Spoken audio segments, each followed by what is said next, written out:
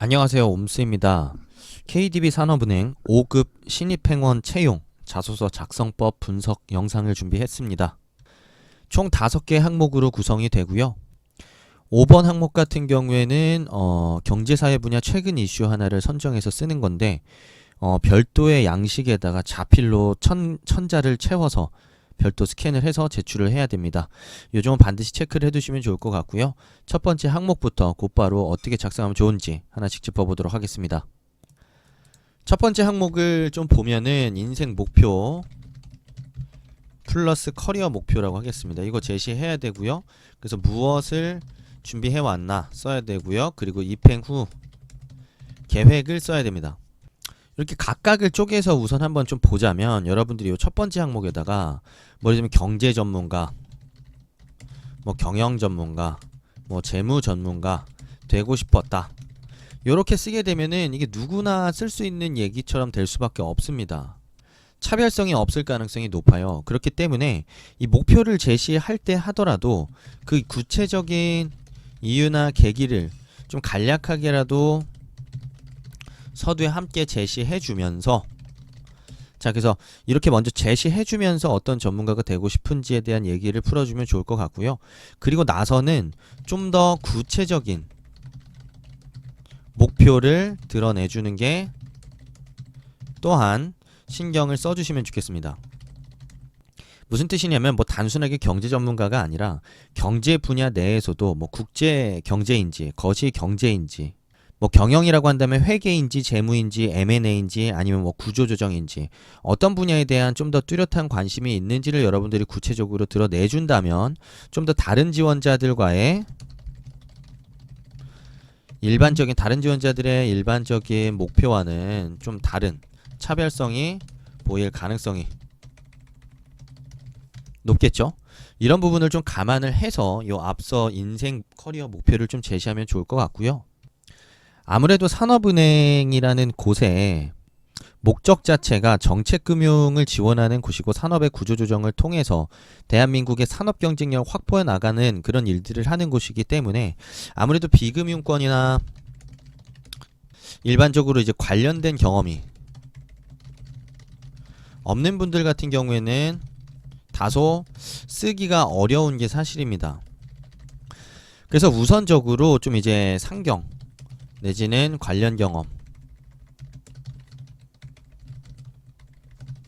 있으신 분들 같은 경우에는 어떻게 좀 접근하는지 먼저 좀 말씀을 드릴게요. 여러분들이 지금 수강했던 과목들도 예를 들면 준비 과정이 될 수 있습니다. 자, CPA도 준비가 될 수 있고요. 그리고 뭐 재무 관련 뭐 자격증 취득 이런 것들도 전부 다 유사 경험이 될 수 있겠죠. 문제는 여기서 이거를 여러분들이 단순 제시, 나열하게 되면은 크게 의미가 없다라는 겁니다. 생각을 해보세요. 많은 친구들이 상경계 출신으로서 내가 들었던 과목을 유사하게 다들 들었을 텐데 또는 CPA 1차를 준비했든 아니면 CPA를 땄든 뭐 어쨌든 또 거기서도 또 유사한 과목을 똑같이 들었을 텐데 그것들을 여러분들이 나열하는 것 자체가 크게 의미가 없을 가능성이 높습니다. 그렇기 때문에 여러분들이 관련된 과목을 수강했던 얘기를 할 때 하더라도 나는 특히 어떤 분야에 관심이 있어서 어떤 과목들 위주로 수강을 했다. 자, 이걸 토대로 어떤 부분에 대한 어느 수준의 지식 수준을 갖출 수 있었다. 와 같이 어떤 특정 교육에 대한 이야기를 하더라도 그 이유와 과정과 그를 통해 여러분들이 갖게 된 어떤 지식까지를 구체적으로 드러내서 써보는 게 의미가 있을 수 있습니다. 자, 이것과 함께 여러분들이 관련된 경험 그러니까 이제 뭐 인턴 같은 것들이 좀 될 수 있을 것 같아요. 일반 사기업 인턴들도 이 준비 과정에 포함이 될 수 있는데 뭐 여러분들이 실무 역량으로도 접근할 수 있을 것 같고요. 뭐 실무 역량이라고 한다면 문제 해결 내지는 뭐 행정력 뭐 아니면은 그냥 진짜 실무 그 자체 될 수 있을 거고 또 플러스 이 여타 다른 산업군에 대한 이해를 토대로 정책금융 지원에 필요한 뭐 거시적 관점을 갖췄다라는 이야기로도 좀 접근은 해볼 수가 있을 겁니다. 자, 입행 후 계획은 여러분들이 맡고 싶은 업무를 좀 중심으로 얘기를 해도 좋을 것 같고요. 자, 이때 당연히 또 이유 함께 꼭 제시하세요. 뭐 산업안전기금 관련된 업무를 하고 싶다, 아니면 뭐 M&A나 구조조정 관련된 일을 하고 싶다, 아니면 국내 기업의 어떤 해외 진출 경쟁력 확보에 지원을 하고 싶다, 뭐 아니면 신사업 육성을 하고 싶다.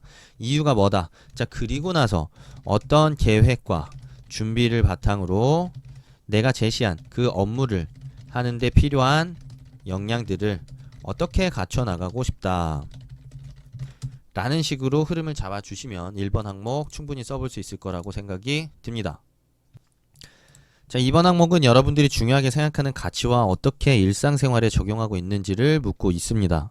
그냥 대충 봐도 또 뭐 쓸지는 눈에 선합니다. 여러분들 이런 거 쓰시겠죠? 배려, 뭐 소통, 그리고 쓸 거고, 도전 쓸 거고, 배움 이런 것도 쓸 겁니다.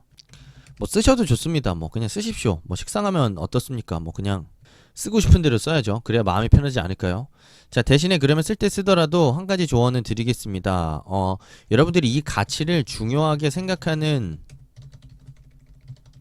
이유는 좀 반드시 설명을 해주세요. 이걸 포함해서 한 150자 이내로 좀 설명을 하시면 좋을 것 같고요. 서두에서. 자, 어떻게 적용하고 있는지에 대한 내용을 구체적으로 써야 됩니다. 그냥 이제 배려 소통으로 쓴다. 예를 들면 자, 단순하게 배려 이런 식으로만 쓰지 마시고 구체적으로 어떤 상황에서 어떤 배려가 필요하다고 생각했다. 나는 그래서 어떤 식으로 그를 배려를 했고 그렇게 했기 때문에 어떤 협업 내지는 어떤 소통을 이끌 수 있었다. 여기서 또 하나의 경험을 더 제시할 수 있어요. 이렇게 짧게 제시한 다음에 또 유사하게 다른 특정 상황에서는 어떤 식으로 그렇게 또 잘했다 라고 얘기를 하게 되면 경험을 통해서 내가 보여준 배려와 소통의 유형이 무엇인지를 경험을 통해서 보여줄 수가 있고요. 이를 통해 결과까지 잘 도출해 볼 수가 있습니다. 어떤 식으로 도출을 하냐면 자, 이런 식으로 나는 항상 타인과 대화를 주도함에 있어 이런 방식을 통해 더 나은 혹은 더 깊은 생각 내지는 의견 합치를 이뤄서 좋은 결과를 도출할 수 있다. 그런 앞으로도 그렇게 하겠다. 이런 식으로 여러분들이 이야기를 쭉쭉 끌어가는 연습이 좀 필요합니다. 그래서 여러분들이 어떤 키워드를 제시해봐도 좋은데 그 키워드를 제시한 분명한 이유, 그러니까 내가 그 가치가 중요하다고 생각하는 이유 밝히시고요. 그러니까 말로만 배려했다만 너무 집중하지 마시고 어떤 상황에서 누구를 어떤 식으로 배려했기 때문에 어떤 뭐 예를 들면 대화가 이루어질 수 있었다. 그렇기 때문에 좋은 결과가 나왔다.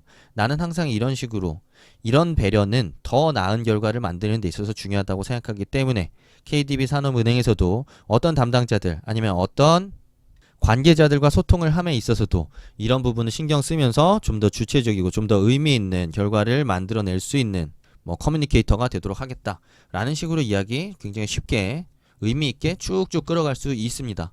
자, 3번으로 넘어가겠습니다. 지금까지 살면서 가장 큰 난관으로 기억되는 경험과 그 상황을 어떻게 극복했는지 서술하라고 합니다. 뭐 이런 항목들은 너무 일반적인 항목이고 여러분들이 지금까지 충분히 많이 써왔기 때문에 제가 길게 설명은 안 하는 게 나을 것 같습니다. 자, 어떤 상황이었는지 분명하게 좀 쓰시고요. 이 상황은 1000자, 100자 이내로 쓰세요. 여러분들이 여기서 포인트는 상황을 극복한 이야기지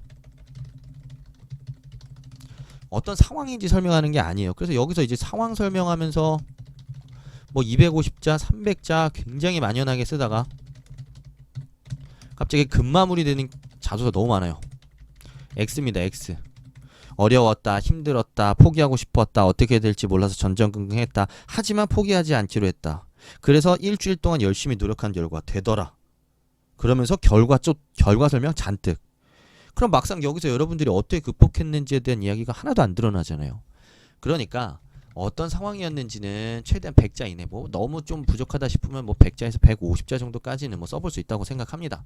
요 정도 충분히 써보시고 어떤 식으로 이 상황을 극복해 나갔는지에 대한 구체적인 과정과 행동을 설명하는데 최소한 250자에서 300자 정도는 설명을 해주시면 좋을 것 같습니다. 그에 따라서 여러분들이 마무리 결과와 교훈은 100자 이내 절대 넘지 않는 게 좋다라고 생각이 듭니다. 자, 4번은 일상 또는 업무 수행에서 디지털 마인드를 발휘하여 문제를 해결한 경험을 묻고 있습니다.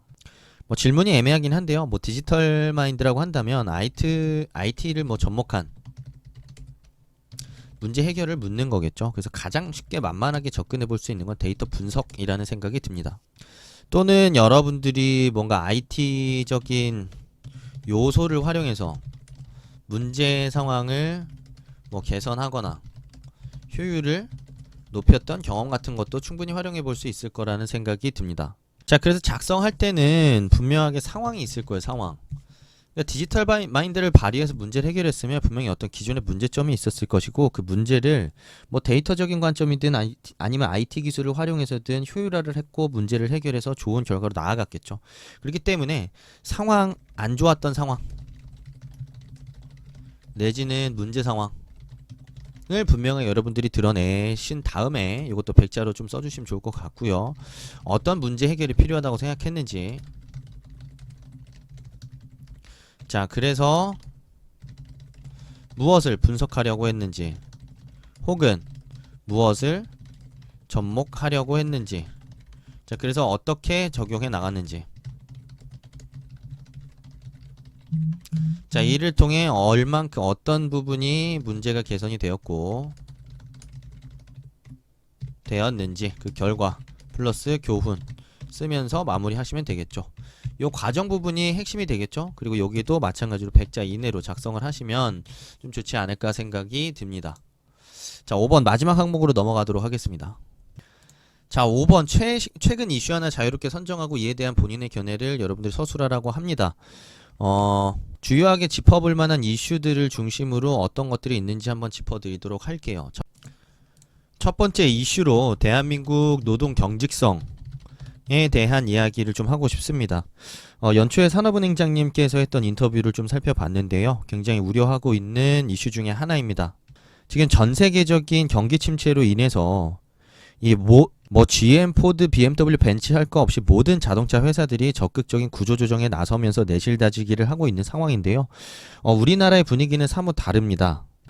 노조의 활동이 좋다 나쁘다를 떠나서 채고나 해용이 굉장히 지금 자유롭지가 않은 상황이기 때문에 이런 위기 상황 속에서도 대한민국에 있는 자동차 관련된 회사들은 쉽게 구조조정을 할 수 없는 상황이고, 이런 피해가 현대기아차뿐만 아니라 1차, 2차, 3차 벤더로까지 전이되고 있는 상황입니다. 심지어 최근 들어서는 더 많은 임금의 인상과 성과급의 배분을 요구하고 있는 기사들이 계속해서 등장을 하고 있는데요. 이런 부분들이 어떻게 보면은 자동차 산업 경쟁력 악화 내지는 쇠퇴와도 직결될 수 있는 부분이고, 지금 다들 아시겠지만 자동차가 지금까지 내연기관 중심의 자동차에서 기술 중심, 그러니까 이제 전동화되고 있죠. 그렇기 때문에 IT 기술에 대한 투자, 뭐 2차 전지, 어떤 새로운 기술력에 대한 투자를 통해서 완전히 이런 트랜지션이 일어나야 되는 상황이기 때문에 천문학적인 수십조 단위의 투자를 통해서 경쟁사들은 지금 앞서 나가고 있는 상황인데, 이런 위기를 타개하는 데 있어서 이런 상황이 긍정적으로 작용하지 않을 가능성이 매우 높습니다. 그래서 이런 부분에 대한 여러분들의 견해 좀 밝혀보시면 좋을 것 같고요. 같은 맥락에서 좀비 기업들이 늘어나고 있는 상황, 급증한다고 하겠습니다. 급증하고 있는 상황, 관련된 내용을 여러분들이 좀 잘 보셔야 될 것 같습니다. 특히나 중소중견 기업들을 중심으로 이런 위기가 계속해서 번지고 있는데요. 좀비 기업이라는 거는 뭐 여러분들이 인터넷에서 한계 기업이라고 검색을 해보시면 아마 나올 겁니다. 사업을 하고 남은 돈을 갖다가 금융비용조차도 못 갚는 기업들을 얘기를 하고요.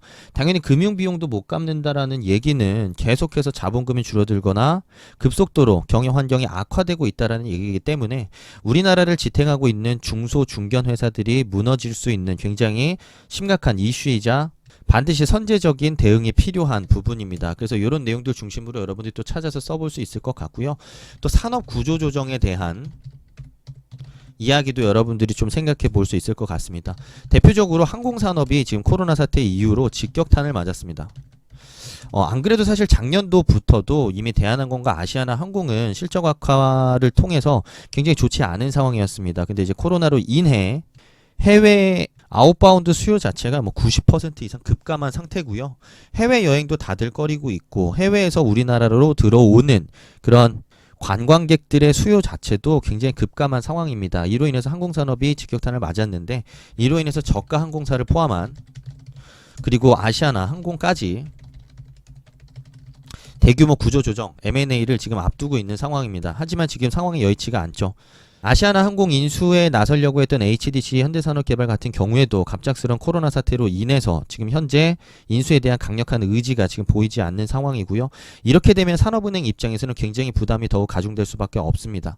빨리 이런 부실 기업들을 이 일반 민간 기업에 넘기고 그로 인해 확보된 재원을 통해서 이런 부실 기업을 털어내는 게 어떻게 보면은 산업은행의 가장 주요 과제 중에 하나였는데 이런 것들이 굉장히 어렵게 되었고요. 뭐 물론 그냥 털지 못했다고 해서 끝날 게 아니라 산업은행 입장에서 어떻게 이런 항공사 전반, 저가 항공사와 아시아나 항공을 포함한 이 항공산업의 구조조정을 어떻게 할 것인지에 대한 이런 이슈도 여러분들이 생각해 볼 수 있을 거라는 생각이 듭니다. 자, 그리고 또 생각해 볼 수 있는 게 산업안정기금입니다. 이건 이제 코로나 사태로 인해서 이 산업은행에서 이 대규모의 자금을 시장에 공급하는 프로그램을 얘기하는데요. 그 규모는 여러분들이 좀 찾아보시면 좋겠습니다. 뭐 40조 이상인지 40조 정도 되는지 제가 아마 기억이 잘 안 나는데요. 이거는 코로나로 인해서 피해를 받은 기업들이 혹시라도 망하거나 쓰러질 수 있기 때문에 긴급하게 자금을 공급하는 프로그램을 말합니다. 원래 같았으면 산업은행이 이런 수많은 천문학적인 자금을 산업의 어떤 새로운 DNA를 찾고 포텐셜을 양성함으로써 4차 산업혁명 시대에 맞는 기업들을 육성하는 데 쓰기는 해야 되는데 지금 이것 자체는 어떻게 보면은 기업들이 망하는 것을 방어하는 데 지원하고 있는 돈이기 때문에 이것 자체는 필요하기는 하지만 앞으로의 어떤 관리, 부실 우려를 불식시키기 위한 이런 노력과 고민들이 굉장히 필요한 상황입니다. 그래서 이 부분에 대해서 본인이 어떤 생각을 갖고 있는지 앞으로 우리는 어떻게 좀 관리함으로써 이렇게 천문학적으로 지원된 정책 자금이 부실화되지 않고 안전하게 관리돼서 추후에 다시 상황까지 잘 받을 수 있는 게 중요하다고 생각하는지 등에 대한 여러분들의 견해를 밝혀볼 수도 있을 것 같습니다. 또 마지막으로는 소부장 관련된 산업 육성에 대한 이야기가 굉장히 중요한 화두가 되지 않을까 싶습니다. 여러분들도 아시겠지만 사드 사태 플러스 그리고 일본의 화이트 리스트 국가 배제 이런 이슈로 인해서 우리나라 산업이 4차 산업혁명 대표 산업이라 할 수 있는 이런 반도체나 화학 산업들이 성장하는 데 있어서 해외에 대한 그런 핵심 원료에 대한 의존도가 굉장히 높다라는 이슈가 크게 부각이 됐었습니다. 그래서 지금 정부에서도 이 소부장과 관련된 산업들을 국산화함으로써 이런 산업 생태계 자체를 국내에다 구축하기 위해서 많은 노력을 기울이고 있는데요. 이런 관점에서 KDB 산업은행이 할 수 있는 역할이 무엇인지 어떤 역할을 해야 된다고 생각하는지에 대한 여러분들의 견해도 같이 밝혀볼 수 있을 거라고 생각합니다. 자, 어쨌든 코로나 사태로 인해서 대한민국 사태가 큰 위기에 빠져 있습니다. 그리고 가장 이런 경제를 살리는 데 있어서 핵심은 역시 기업입니다. KDB 산업은행의 역할 자체가 정책금융의 지원을 통해 우리나라 대한민국의 산업을 성장시켜서 굉장히 강한 대한민국을 만드는 그런 역할을 하는 곳이기 때문에 이런 부분들을 생각하면서 여러분들이 자소서를 좀 써보시면 좋겠다라는 생각이 들고요.